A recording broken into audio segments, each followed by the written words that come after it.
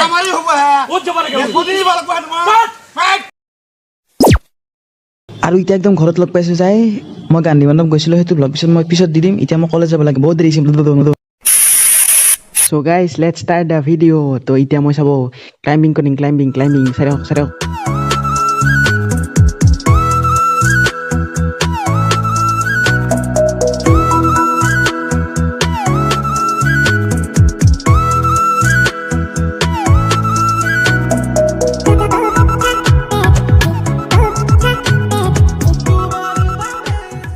আৰু এইফালে এটা বস্তু চাওক এইটো এটা সৰু নিজৰা চাগে গছডালৰ তলেদি এনেকৈ বৈ আহিছে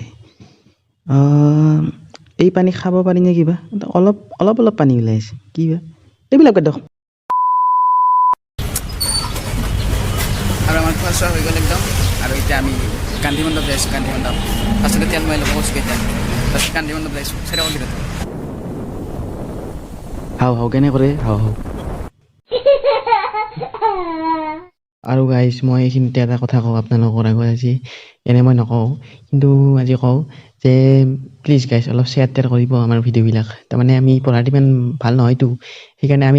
মানুহক তাৰমানে আমি বাই পাৰোঁ বেলেগ একো কাম নাই তাৰমানে সেইকাৰণে অলপ পঢ়া চঢ়াটো ইমান বেয়া আমি সেইকাৰণে অলপ শ্বেয়াৰ কৰিব গাইজ নহ'লে মানুহ আহিলে অলপ ভাল লাগে তাৰমানে আমাৰো তো সেয়াই আৰু আমি এতিয়া আহি পালোঁ গান্ধী মণ্ডপ ইয়াত কি আছে দেখাম ৰ'ব আৰু গাইজ মই আপোনালোকক এতিয়া অলপ গান্ধী মণ্ডপৰ বিষয়ে অলপ ইনফৰমেশ্যন দি লওঁ যে এই গান্ধী মণ্ডপটো আছে শৰণীয়া হিলছ নামৰ পাহাৰখনত আৰু এই পাহাৰখনত মহাত্মা গান্ধীয়ে 1921 চনতে আহিছিল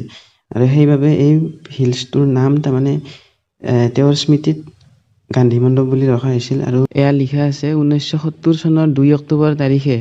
ভাৰতৰ প্ৰধানমন্ত্ৰী অৰ্থাৎ শ্ৰীমতী ইন্দিৰা গান্ধীয়ে মহাত্মা গান্ধী আৰু তেওঁৰ শ্বহীদ স্মৃতি ন্যাসৰ উদ্যোগত তাৰমানে এইটো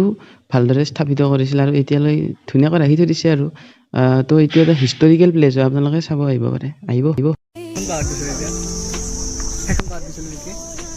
কি আমি এই সেইখনত গৈছোঁ নেকি এই চিধা এখনত সেইখন শ্বিলং হ'ব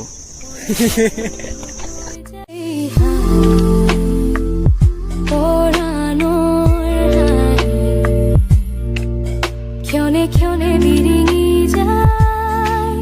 পলকতে কিনো কৈ যায়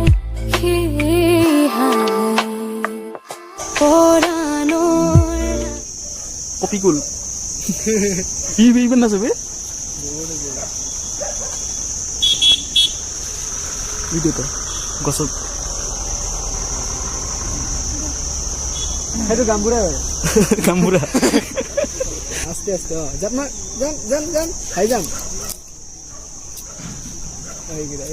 পাতলা হয় না ও জবারে গেল মারামারি হবো হ্যাঁ ও জবারে গেল প্রতিদিন বলক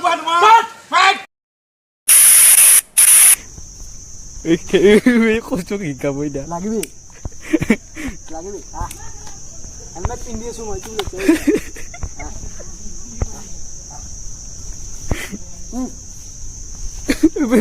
বল দি আছো পিছফালে